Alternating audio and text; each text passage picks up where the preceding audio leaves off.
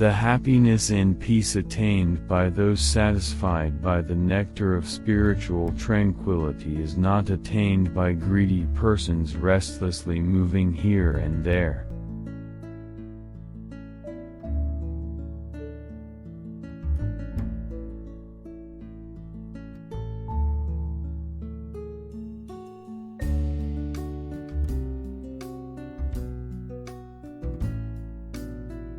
It is imprudent to advise a fool, care for a woman with bad character, and to be in the company of a lethargic and unhappy person.